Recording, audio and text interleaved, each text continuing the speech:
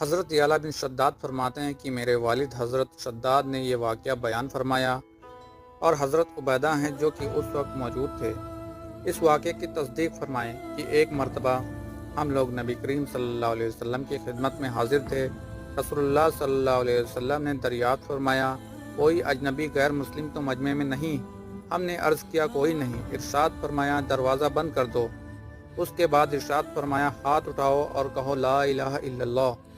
ہم نے تھوڑی دیر ہاتھ اٹھائے رکھے اور کلمہ طیبہ پڑھا، پھر آپ نے اپنا ہاتھ نیچے کر لیا، فرمایا الحمدللہ، اے اللہ آپ نے مجھے یہ کلمہ دے کر بھیجا ہے اور اس کلمے کی تبلیغ کا مجھے حکم فرمایا ہے اور اس کلمے پر جنت کا وعدہ فرمایا ہے اور آپ وعدہ خلاف نہیں ہیں۔